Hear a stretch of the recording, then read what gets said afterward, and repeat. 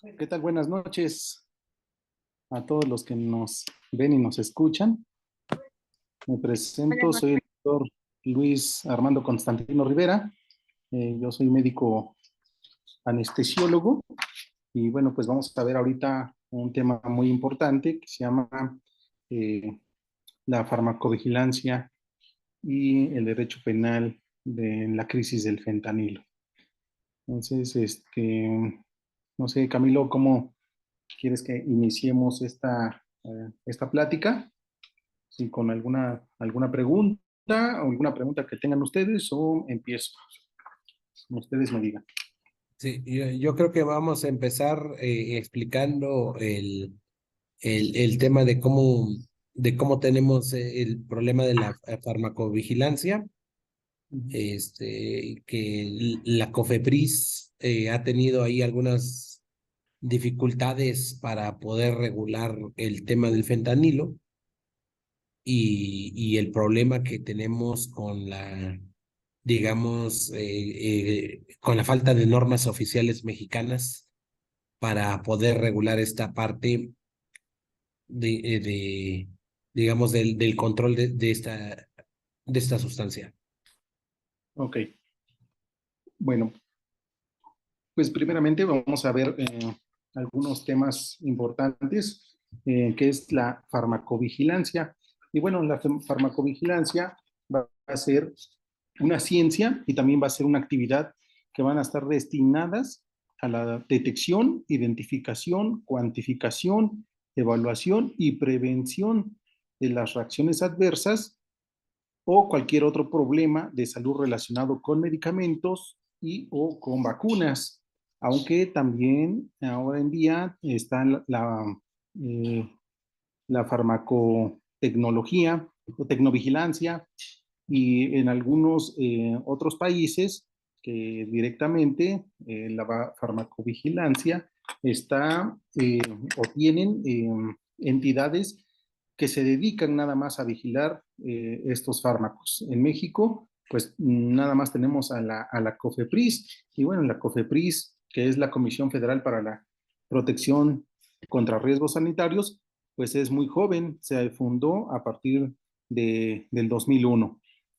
Entonces, últimamente, pues hemos visto que COFEPRIS, pues nada más expide permisos y si uno va a alguna de las farmacias que están en cualquiera de las esquinas o afuera de nuestra casa, pues tienen permisos por COFEPRIS, pero no están bien reguladas o regularizadas ante otras comisiones como en Estados Unidos, que la FDA, que es la Asociación eh, Americana de Drogas y Fármacos.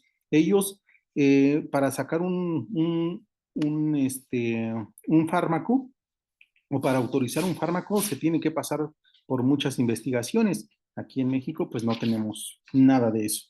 Ahora, hablando directamente de lo que es el fentanilo, que es un tema muy controversial desde hace algunos meses, bueno, ni siquiera llegan los años, empezó con con el tema de que era la droga zombie, otros que en Estados Unidos eran los que estaban causando mayor cantidades de muertes, y bueno, pues no nada más es el puro fentanil como tal, sino que viene la combinación con algunos otros fármacos o algunas otras drogas o algunos otros compuestos, ¿vale? En Estados Unidos, cuando uno ve en las noticias, pues ve que consumieron fentanilo, pero eso porque ya está como muy satanizado, pero el fentanilo es un fármaco muy seguro. Aquí en México, bueno, y en todo el mundo lo utilizamos eh, para los procedimientos quirúrgicos. Las dosis pues van de acuerdo a cada uno de los pacientes que lo van requiriendo y también la cantidad y el tiempo prolongado del procedimiento quirúrgico. Ahora, el fentanilo en la sala de cirugía, pues también ya muchas veces los pacientes llegan y dicen, me van a poner fentanilo Y bueno, pues la respuesta es sí, pero ellos piensan que van a tener un efecto indeseable o que van a salir caminando como zombies o que van a tener las lesiones que luego son cutáneas y que en Estados Unidos pues está causando también muchos problemas, pero no es así. El fentanilo, aunque es bueno, es una de las drogas que es 100 veces más fuerte que la morfina, ese fármaco nosotros lo utilizamos también para tratamiento contra el cáncer y algunos otros tratamientos para el dolor. Aquí en México lo tenemos en soluciones inyectables y nada más hay eh, tres farmacéuticas que lo distribuyen. Ajá. Y pues de ahí pues ya no hay ninguna otra presentación más que la solución inyectable. Ahora habían parches, pero ya también los retiraron del mercado. Bueno, estaban metiendo o tratando de meter las tabletas sublinguales, pero también las dejaron fuera del mercado mexicano. No sé, ¿alguna pregunta que tengas hasta ahorita? No, bien, aquí, aquí hay algo muy importante que estás destacando, eh, de que existe una ley nacional de metrología y normalización en donde en los términos de los artículos 7 y 47, la Secretaría de Salud debe emitir a través digamos, de un consejo interdisciplinario, una norma oficial mexicana relacionada con el manejo del fentanilo. Sabemos que hace algunos días el propio presidente de la República refirió de que se retira el fentanilo en todas sus presentaciones para la utilización del insumo médico, con el propósito de combatir el tema de drogas y con el propósito de considerar ahora la posesión de fentanilo, la simple posesión, considerarla como un delito de posesión, digamos, un delito contra la salud en su modalidad de posesión simple. Esto ha generado muchos problemas porque muchos médicos acostumbraban traer sus ampolletas de fentanilo en su maletín de fármacos para poder, digamos, llevar a cabo un procedimiento quirúrgico. Y ahora esa actividad se ve francamente limitada. E inclusive en épocas del COVID, sabemos que para una cuestión de dolor, en las articulaciones y en los pulmones, utilizaban precisamente esta droga. ¿Sí? Y al finalizar la propia COFEPRIS nunca se ha pronunciado respecto de la utilización terapéutica en algunas enfermedades, precisamente por la falta de lineamientos, que esto lo debería dar una norma oficial mexicana. No sé qué opinan. Bueno, es que de acuerdo al uso de los medicamentos, pues ya debería estar directamente mm, eh, pues regularizado y además la adquisición, el transporte, el almacenamiento de todos los fármacos, no nada más hablamos de fentanilo, sino que de todos los fármacos, pues ya debería de estar como tal regularizado, pero pues vemos que hasta en el tianguis venden medicamentos, vemos que hasta afuera de los hospitales están vendiendo algunos medicamentos. Hace algunos días vi en el hospital, afuera del Hospital General de México, que venden los parches de buprenorfina, que también es otro de los medicamentos muy similar a fentanilo, bueno, de la misma familia de los opioides. Ahora, a nosotros, ahora que fui por ejemplo, a Querétaro, ahí sí estaba un poco más todavía, este, mm, pues más regularizado, porque ahí nos piden la receta directamente que es emitida por Cofepris para darme una sola ampolleta de fentanil. Pero para eso el fentanil, yo les dije que traía un fentanil y me dijeron, bueno, tiene que pasar por el área de almacén y de ahí tiene que pasar por el área de farmacia y de ahí tiene que pasar alguna área que es también de vigilancia, pero no en todo el país está. Yo creo que lo que están haciendo ahorita con el fentanil, pues está bien, es que lo estén catalogando como uno de los medicamentos o alguna de las drogas sintéticas que son pues demasiado controladas. Ahora, y no nada más debe de ser el fentanil, sino también algunos otros fármacos. Allá en Estados Unidos, tuve la oportunidad de que hace algunos años el anestesiólogo solicitaba por una receta a farmacia un frasco de fentanilo, y de ahí quien lo entregaba era el farmacéutico y firmaba una hoja de requisición, y después al desecharse llegaban los de farmacovigilancia por el sobrante, lo colocaban en un recipiente, que en ese recipiente se pintaba de algún color y lo testeaban. ¿Ah? Aquí en México no, aquí en México el fentanilo lo podemos conseguir, bueno, ahorita con las recetas de Cofepris, hasta se pueden descargar, puede uno meter algunas cédulas profesionales de algún otro médico y podemos nosotros adquirir fentanilo. Ajá, pero en otros lugares, pues sí está más controlado todavía. ¿Mm? Pero bueno, esperemos si lo que esté haciendo allí Querétaro, pues está bien. Así debería de ser aquí bueno, más bien en todo el país.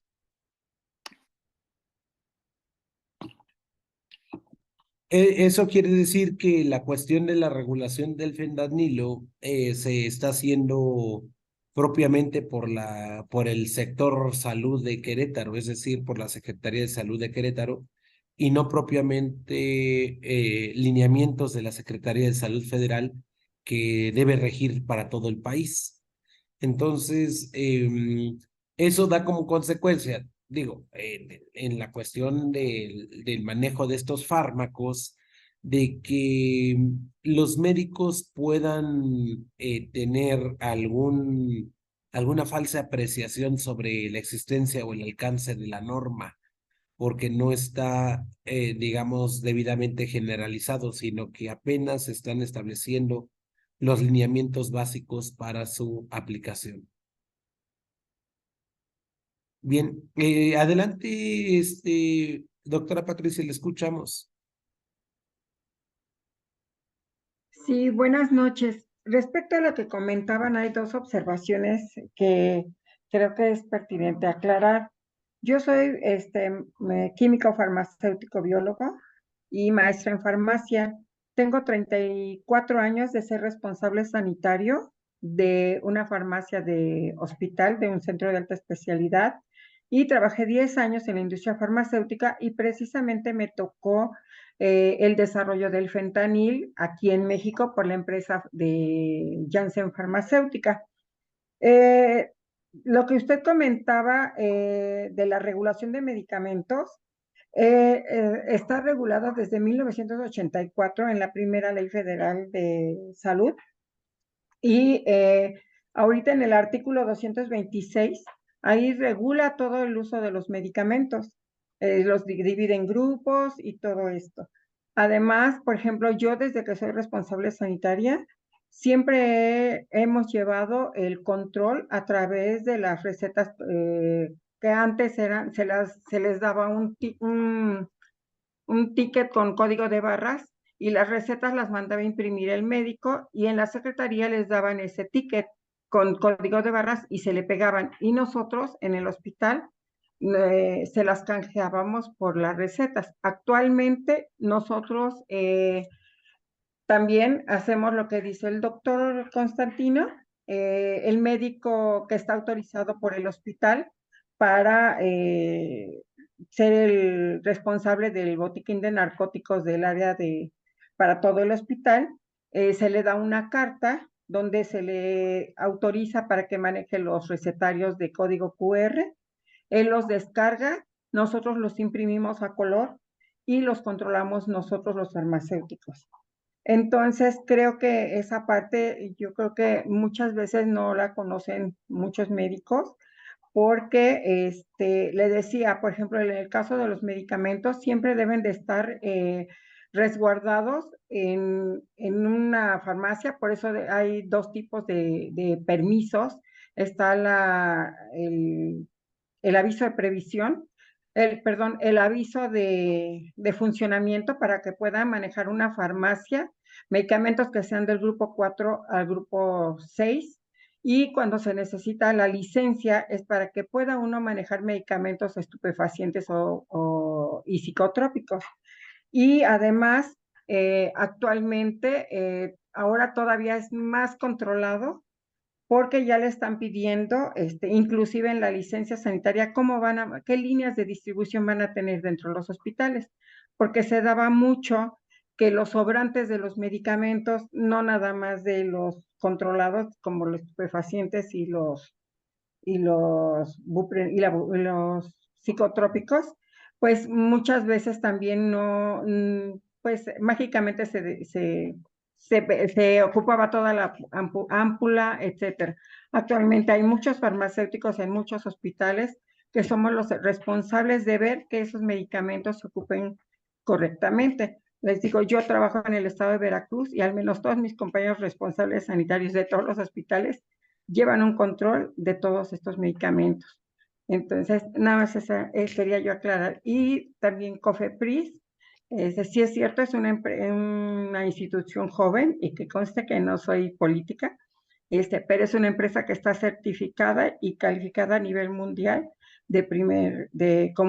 calificada a la altura de FDA. Tal vez algunas pruebas no las hagan directamente aquí, pero las hacen farmacéuticos en un laboratorio muy grande, y eso sí lo conozco, sí lo he visto, y yo creo que sí es bueno, pues, checar un poquito más eso. Muchas gracias.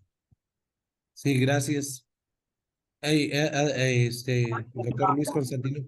Adelante, Ángeles Cortés, quería levantar la mano. Con respecto al desarrollo de medicamentos, yo también estuve hasta hace poco trabajando en la industria farmacéutica. Sí se hace investigación, porque antes de lanzar un producto al mercado, así como lo vimos con las vacunas, hay laboratorios en México especializados en hacer esta investigación y hacer que se hagan por dentro del laboratorio o bien se mandan a tercerizar. ¿Qué quiero decir con esto? Que se hace por medio de un laboratorio externo que tiene que cumplir con una serie de normativas para que cumplan las pruebas de calidad de investigación en fase 3, ya cuando se van a hacer previo al mercado, y a la farmacovigilancia es una fase 4, te digo, porque yo participé en esos estudios, coordinándolos. Entonces, sí hay investigación en México por parte de los laboratorios tanto nacionales como transnacionales, y sobre todo cuando se va a hacer un genérico. Si se va a lanzar una nueva forma farmacéutica, es el mismo paso y si hay investigación. Gracias, ese es mi aporte. Gracias. Bien,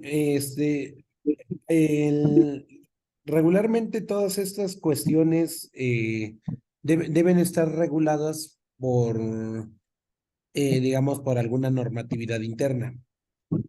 Es decir, más allá de la cuestión de los procedimientos, también es importante ver si, si estos lineamientos o estas normas oficiales son de conocimiento público.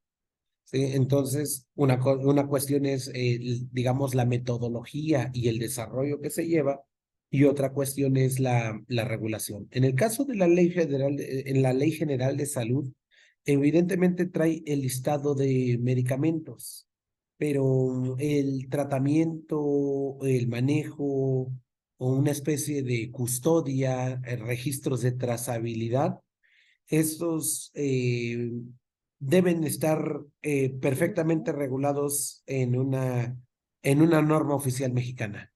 ¿Sí? Eso es lo que a veces, digo, no en una cuestión operativa, sino más bien en una cuestión normativa, a los abogados nos sirve saber cómo se está llevando a cabo, digamos, esa operación y cuál es su fundamento para presentar alguna cuestión de acusación o de defensa. Principalmente, ustedes vieron hace algunos días de un médico anestesiólogo que compró algunas ampolletas de fentanilo en Guadalajara y posteriormente fue seguido y fue vinculado a proceso y actualmente está bajo una medida cautelar, precisamente porque tuvo a bien comprar esas sustancias, infringiendo normas, o al parecer infringiendo normas de la Ley General de Salud. Sí, entonces, por eso sí consideramos que la parte metodológica, es decir, la parte operativa, sí se cuenta con el conocimiento técnico en el caso de México, pero en la parte jurídica, ahí es donde el abogado batalla bastante con la cuestión de una falta de una regulación clara en estos temas. Sí, adelante, doctor Luis Constantino. Bueno, de aquí en adelante, el tema de cómo controlar el fentanil en México y que el mismo presidente de la República, como mencionaste hace unos días, dijo que, que se tenía em, que quitar toda la forma y que más bien reemplazar ese por otro fármaco. Bueno, así hay algunos otros fármacos que se pueden llegar a utilizar, pero no está al alcance de todos. Ajá. Vemos que en Chiapas, pues prácticamente hay muy poco abastecimiento de fármacos, igual que en la zona norte del país. Por eso se tiene que comprar muchas veces hasta buscándole dónde se adquieren. De acuerdo al doctor que compró los medicamentos, pues bueno, igual y sí los pudo haber comprado con su receta, pero no fue la forma adecuada porque el transporte, el almacenaje o el almacenamiento, eh, el- la temperatura a la que debió de haber, se transportó, a la que llegó, o sea, todo eso sí viola como tal la normatividad. Ajá. Pero ya para clasificarlo como delincuencia organizada, pues está más difícil. Ahora, el fentanilo en los pacientes que nosotros tenemos, que también vemos medicina del dolor, eh, pues ya están escasos, está sumamente escaso en la cuestión de los parches. Ahora, una paciente me dijo que tenía fentanilo en pastillas y que le salía mucho más barato comprarlo ahí en la zona del centro de la Ciudad de México que esperar a que le llegara el medicamento por medio de su farmacia en la institución pública. Ahora, eso es lo que, pues es donde se debe de buscar cuando es de uso criminal, no directamente, pues cuando uno tiene pues la normatividad bien establecida. Uh-huh.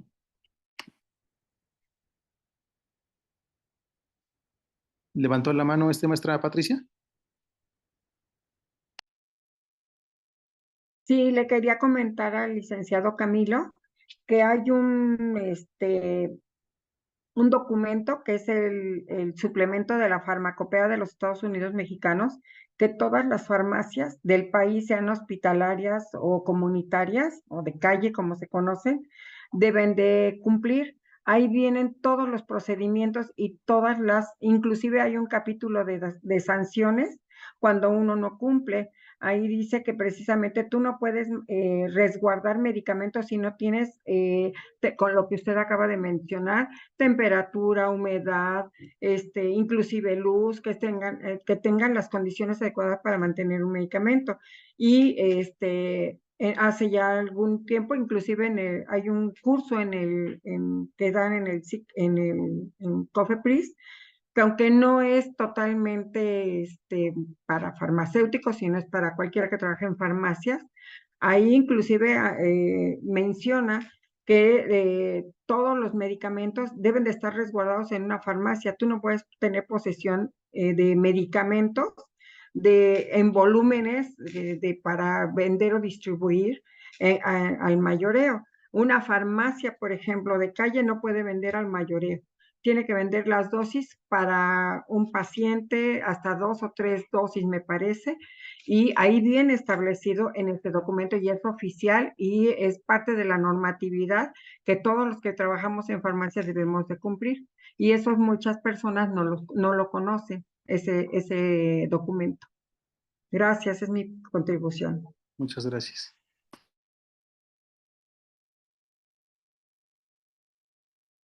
Bien,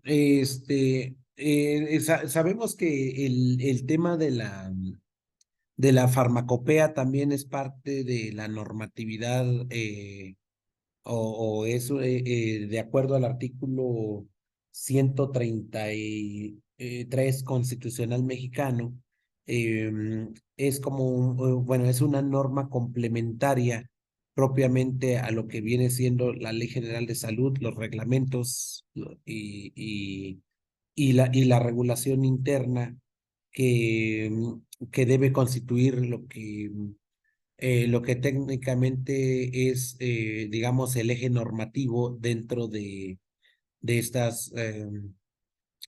estas partes. Sin embargo, también hay que atender a las cuestiones de realidad, es decir, por ejemplo, en el caso de la persona, y lo podemos ver ahí en fuentes abiertas, de que esta persona compra, según tengo entendido, 6 ampolletas de fentanilo, las transporta de Guadalajara a La Paz, llegan a La Paz, él llega a su hospital como cualquier otro médico en su actividad y resulta que la Fiscalía General de la República le tiene preparado un cateo, ingresan a su domicilio y se llevan los medicamentos y aparte es sujeto a una investigación. ¿Sí? Entonces, ¿qué es lo que se hace dentro de la fiscalía? Lo primero que se hace para poder considerar un acto de investigación es girar el oficio correspondiente a la COFEPRIS para que la COFEPRIS determine si esa persona cuenta o no con los permisos correspondientes para tener en posesión de sus medicamentos. ¿Sí? Es decir, no basta con la receta médica, sino que en estos casos ya de acuerdo a los criterios que la propia Fiscalía General de la República está, digamos, solicitando para poder judicializar una carpeta, es de que se cuente con una autorización, con un permiso por parte de la COFEPRIS para esta cuestión.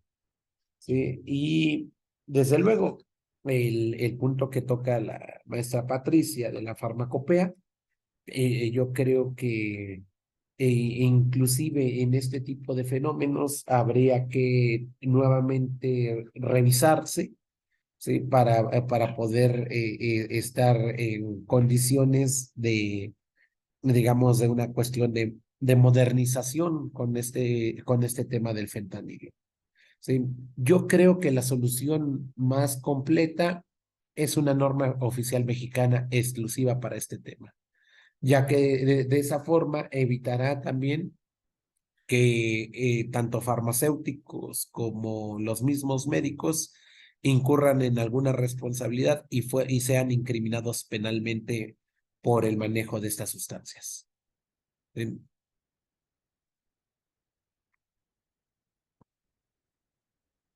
No sé qué desea agregar el doctor Constantino.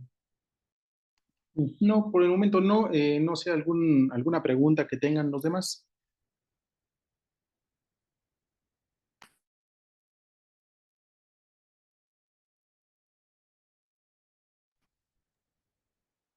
Bueno, en España también hablando con algunos de los amigos y colegas de allá, pues nos dicen que para solicitar un medicamento tiene que pasar también por muchas normas, firmas más que nada.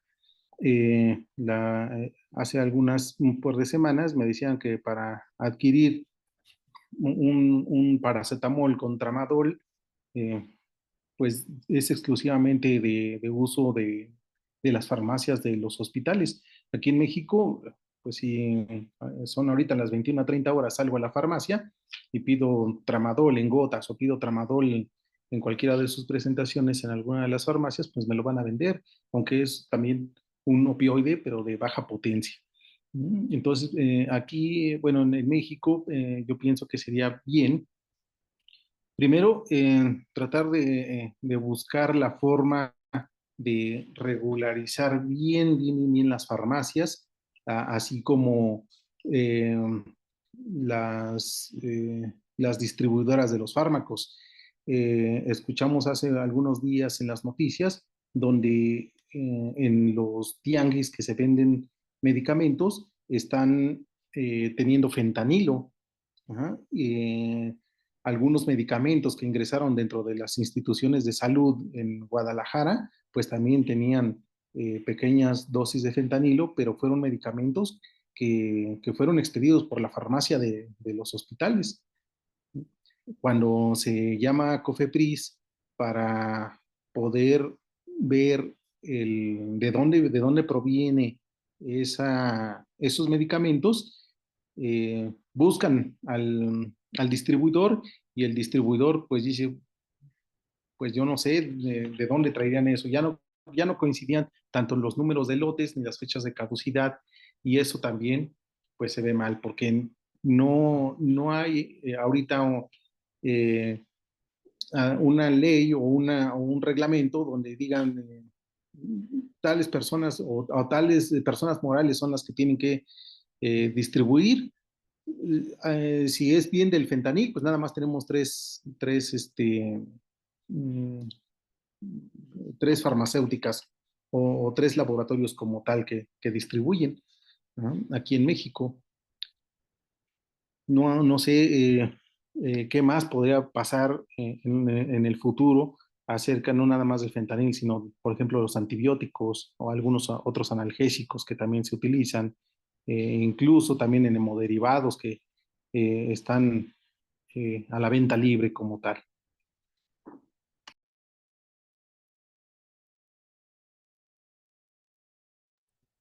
Ahí hay una cuestión importante y por eso nosotros vemos con preocupación el tema de, digamos, de las normas oficiales mexicanas que muchas veces no se han abrogado o no se han actualizado, más bien. Y atendiendo, digamos, a la normatividad, de acuerdo a la CONAMED, la Lex Arti,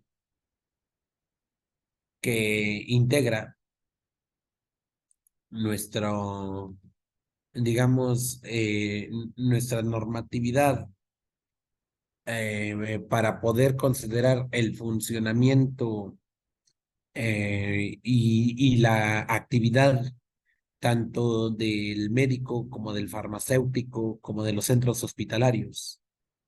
No pierdan de vista ustedes que, además de la farmacopea, que está regulado en los artículos 224 y 258 de la Ley General de Salud, hay otros lineamientos que deben tomarse en cuenta y que estos necesariamente deben conllevar a una regulación más amplia de lo que es la actividad en el manejo de estas sustancias. Sí, porque resulta, sobre todo para los que son abogados, resulta que ahora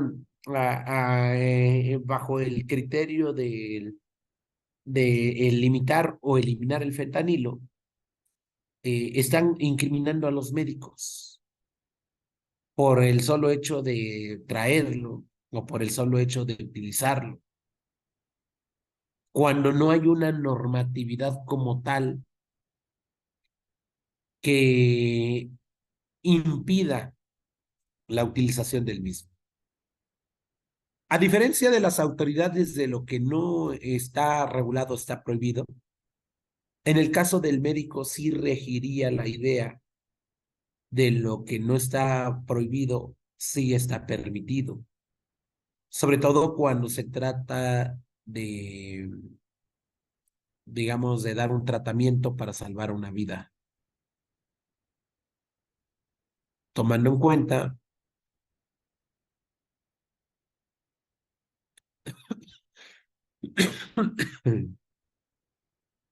que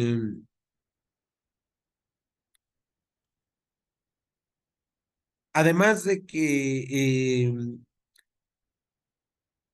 debemos nosotros verificar que efectivamente los médicos están cumpliendo con el manejo correcto de la trazabilidad de los fármacos, desde el momento en que le es otorgado hasta el momento en que es suministrado, el tratamiento que se le da con el excedente hasta el momento que es desechado o destruido, eso perfectamente encuadra en una norma oficial mexicana, que de acuerdo al artículo 47 de la Ley de Metrología y Normalización, debiera regularse.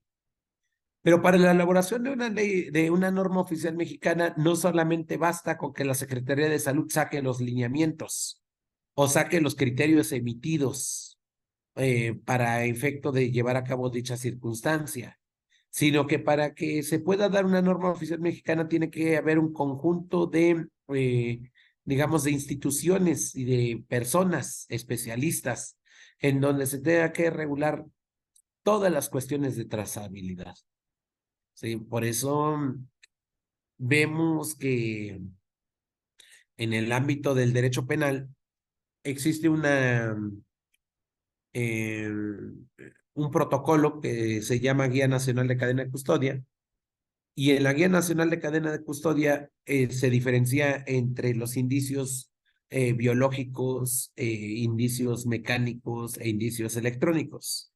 Y claro, en este caso, cuando una persona es detenida por la posesión simple de drogas, que pues, en este caso pues, es el fentanilo, ya sea en su presentación de pastillas o en ampolletas, el, el agente apreensor tiene que llevar a cabo una cadena de custodia y tiene que llevar a cabo, digamos, el traslado de esos medicamentos a la fiscalía. Y una vez que se tengan a la vista en la oficina de la fiscalía, se tiene que llevar a cabo a la bodega de evidencias. Pero resulta que la bodega de evidencias no tiene las condiciones mínimas para el manejo de este tipo de sustancias. Porque por la sencilla razón de que quienes aplican la cadena de custodia para, digamos, para controlar la trazabilidad de estas sustancias cuando está involucrada una persona en un evento delictuoso, pues no existe normatividad como tal. ¿Sí? Y sí entendemos que la cuestión de la farmacopea genera, digamos, los protocolos, lineamientos y bases para que se estén en determinadas condiciones o espacios o acondicionamientos de los lugares para el manejo de los medicamentos. También es cierto que eso no lo aplican en la realidad para el manejo de la cadena de custodia en tratándose de estas drogas. Sí, porque no es lo mismo asegurar unas grapas de cocaína o de metafetamina o inclusive algunas hojas de marihuana que tener asegurados cualquiera de los narcóticos que prevé la Ley General de Salud y que además requiere un tratamiento porque muchas veces el manejo de estos narcóticos en una temperatura no adecuada puede considerarse una cuestión inclusive de peligro para las personas que tienen a su radio bajo su radio de acción y disponibilidad el manejo de dichas sustancias. Y claro, los policías y muchas veces los fiscales pues no tienen conocimientos básicos del manejo de los medicamentos, ¿sí? Y simplemente nos vamos a una cuestión empírica de almacenaje, cuando esto puede tener una repercusión e inclusive puede ser un agente biológico que pudiese causar un problema en la salud pública.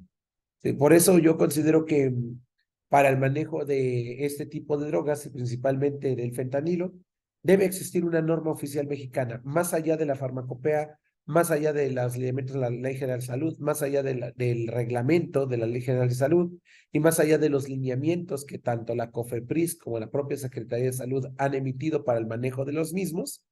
Yo creo que la norma oficial mexicana es la que daría grandes soluciones para que las personas que tuviesen bajo su radio de acción o disponibilidad de este tipo de sustancias sepan cuál es el tratamiento, cuáles son los requisitos, cuáles son los lineamientos y también sepan que la sola causación del resultado no es suficiente para considerar que haya un evento delictuoso. Sí, no sé si desea agregar algo más, doctor Constantino, le damos el uso de la voz a Alfonso. Alfonso, por favor. Muchas gracias. Buenas noches a ambos doctores. Es un gusto escucharles y más en estos foros tan importantes.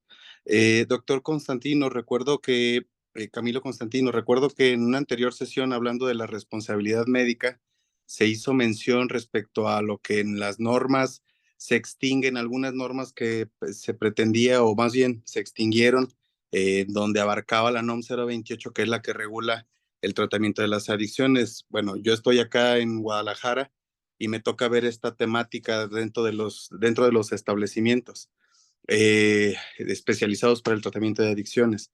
Veo un riesgo y digo, y me adhiero a que se pueda normalizar, a que se pueda, perdón, normalizar, no, normar la parte de del manejo de sustancias y del fentanilo, pero veo también este riesgo latente de que si se extinguen estas normas como tantas y en específico la 028, creo que dejamos una laguna increíble o se deja una laguna increíble entre lo que es el tratamiento a las adicciones por el consumo de esta sustancia. Hoy por hoy llega mucho los comentarios de los directores de establecimientos que tienen a usuarios sin tener creo yo, algún soporte médico, alguna dictaminación o determinación precisa que diga que hay usuarios por consumo de fentanilo. Y creo que lo único que está lográndose es alarmar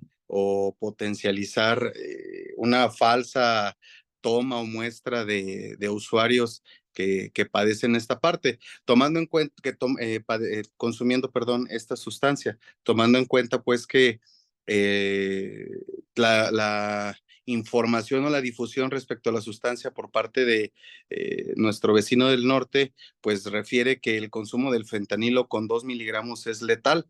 Sin embargo, acá es cómo poder hacer esta distinción o cómo poder clarificarlo. Sin duda creo que va a ser con la creación de alguna norma que regularice el manejo, el uso, el consumo.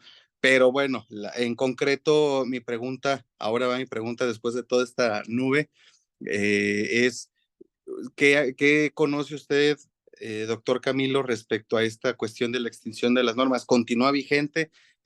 ¿Hay algo que usted haya investigado, que haya conocido? Porque por este lado pareciera que no existió ese decreto, pero es una realidad, ahí lo está. Gracias a ambos.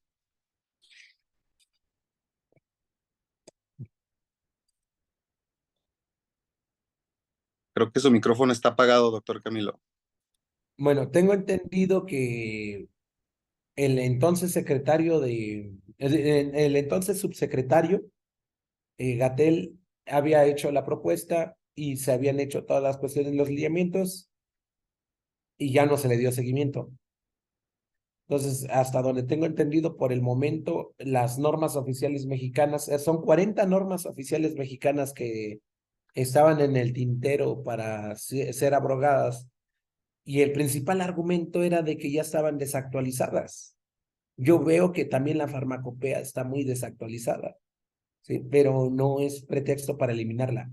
Yo creo que es un buen motivo de actualización, ¿sí? Y no se ha hecho. Hasta este momento tengo entendido de que siguen vigentes esas normas. Y a mí sí me preocupaba bastante que eliminen la norma 28, porque con eso, ¿cómo se va a llevar a cabo, digamos, la regulación de esos centros nacionales de atención para adicciones, tanto públicos como privados? Y no puede quedar sometido a una cuestión de anarquía. Totalmente de acuerdo, doctor. E incluso hay muchos, yo creo que en su mayoría, que refieren tener basarse o regularizarse por la NOM de 028, pero la realidad es otra. Entonces, sí, me adhiero pero qué bueno, ya es una buena noticia de que esté ahí suspendido. Gracias. Sí, gracias. Sí, pues no sé si hay alguna otra pregunta, algún otro cuestionamiento. Sí, pues en resumen, doctor Constantino, ya para cerrar. Bueno, pues en resumen, vemos que pues estamos todavía en pañales en la cuestión de la farmacovigilancia, a pesar de que hay pues maestrías, doctorados o hay grandes eruditos en México, pero pues simplemente queda en teoría. Ahora sería salir a la calle a buscar la forma de cómo controlar, pues no nada más el fentanilo, sino todos los fármacos que se venden como tal. La creación de nuevas normas oficiales o actualizar las anteriores, pues también ayudarían de mucho. Eh, por otra parte, pues no nada más es retirar del mercado o tratar de retirar del mercado o criminalizar el uso de los fármacos, sino que también pues tenemos que buscar la forma de, de que el uso criminal sea por parte de quitar los precursores, o sea, de que vendan los precursores en cualquiera, en farmacias, lapalerías o simplemente en los supermercados, que son los que venden los precursores de las drogas. Uh-huh. Entonces, eso sería yo creo que también regular esos químicos, esos materiales que se utilizan. Bien, pues muchísimas gracias. Entonces, ahí lo que podemos concluir es de que la normatividad está, los procedimientos existen, pero siguen siendo insuficientes, precisamente porque estamos frente a una sociedad cambiante.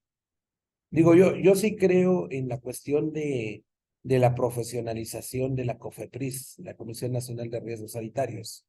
Inclusive, eh, cuando estuvimos en la fiscalía, me tocó llevar varios temas relacionados con las autorizaciones de la COFEPRIS respecto a determinadas drogas.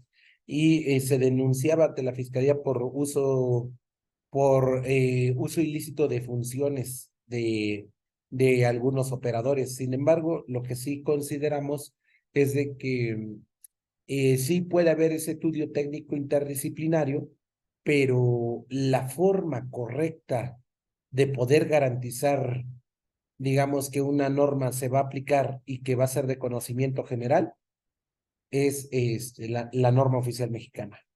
Entonces, y ahorita está el fenómeno de que se va a eliminar normas oficiales mexicanas y eso puede dar como consecuencia que exista, digamos, graves problemas al momento de ir integrando o al momento de ir considerando, digamos, una hipótesis delictiva, porque ahora la infracción a una norma administrativa, como lo es la farmacopea, significa delito. Así de fácil. Sí, entonces, si no seguimos en los lineamientos de la farmacopea y traemos esas sustancias en nuestro poder, bajo nuestro radio de acción o disponibilidad, es un delito de posesión. Y si lo traemos en un aeropuerto, es un delito de transporte o en un punto carretero. O si lo traemos en un aeropuerto con un pase de abordar hacia el extranjero, es un delito de exportación del país. Y solamente por esa infracción normativa de carácter administrativo puede ser hasta 25 años de prisión por no cumplir los lineamientos de la farmacopea.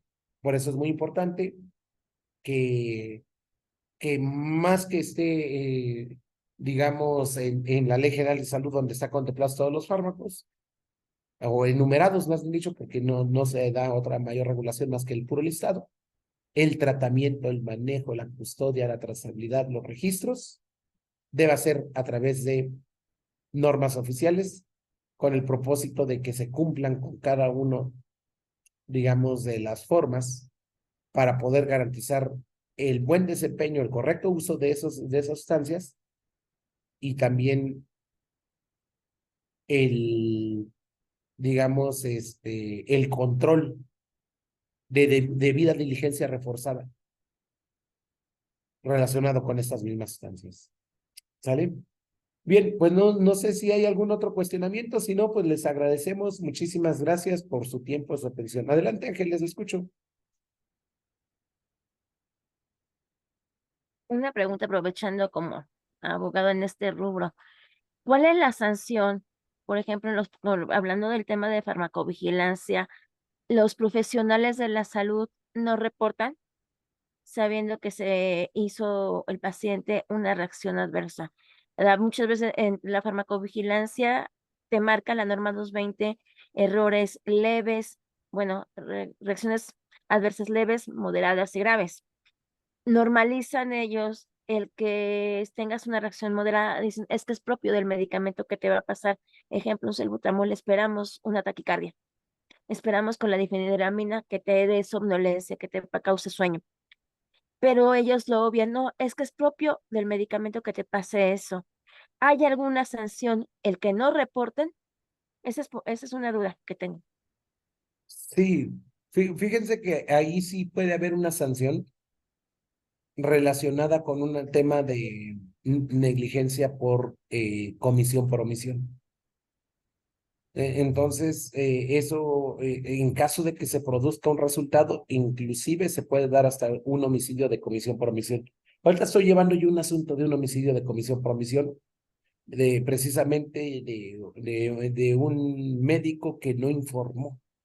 Sí, nada más que aquí lo tienen preso porque dicen es que no informó de manera diligente.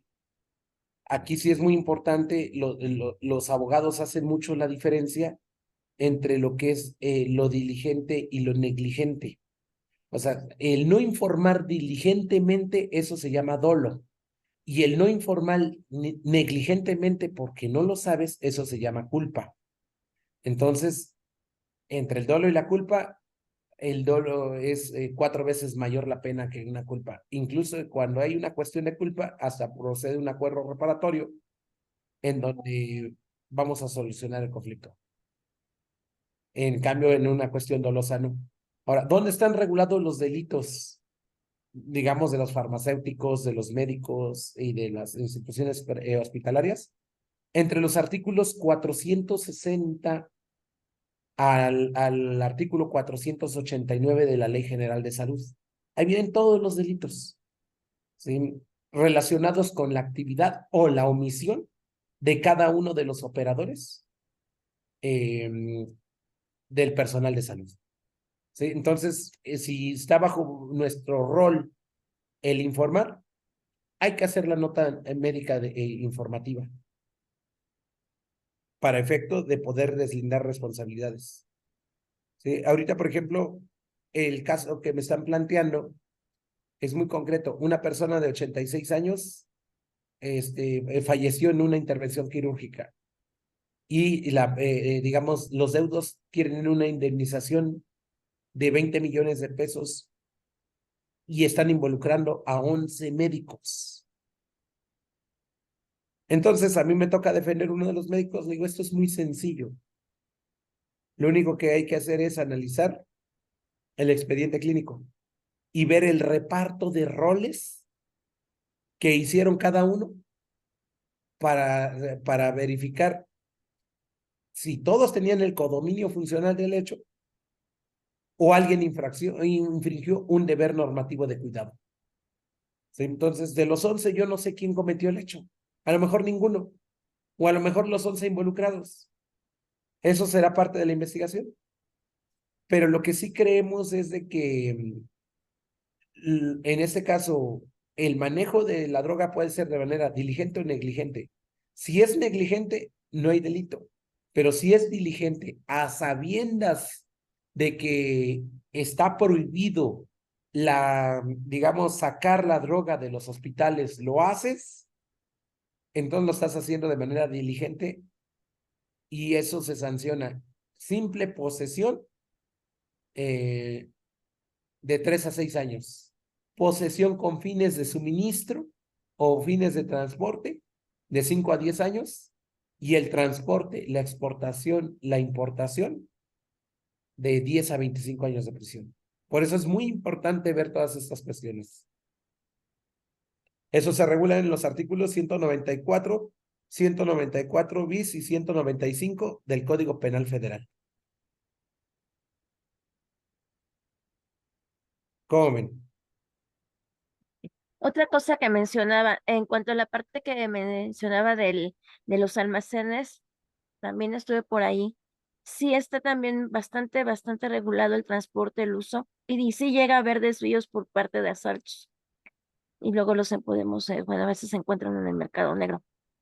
Pero esto, vuelvo a reiterar, está en el suplemento de la farmacopea de los Estados Unidos para almacenes y bueno, y quien se dedica a la venta y suministro de insumos para la salud, se me fue el nombre. En cuanto a los antibióticos, se pide receta. Esto surgió a raíz de la pandemia de influenza en el 2009 porque la gente empezó la automedicación. Ahorita en este año bueno, empezó desde el año pasado, ahorita ya está más fuerte el programa de PROA de los estados por parte de la OMS para el uso racional de antibióticos, porque ahorita la pandemia silenciosa es la resistencia antimicrobiana, por eso es que está ahorita bastante fuerte esa parte y ahorita está ese programa. Ahora, lo que mencionaba, reiterando la maestra Patricia Molina, el CICAT, de hecho, ahí les pasé la liga, está en YouTube y son para las personas que no son profesionales farmacéuticos, llámese que no sea QFB, QFI, licenciado en farmacia, que no tengan una F en su licenciatura, para que estén preparados. Eso es lo mínimo de requisitos indispensables que debe de manejar quien trabaja en una farmacia. Esa es mi aportación. Sí, muchísimas gracias, Ángeles. Es una aportación muy valiosa y también el de la maestra Patricia. Bien, pues si no hay alguna otra pregunta, algún otro cuestionamiento, pues les agradecemos muchísimo la atención y pues quedamos a sus órdenes. Muchas gracias. Gracias, doctores. Muchas gracias. Gracias. Gracias, buenas noches.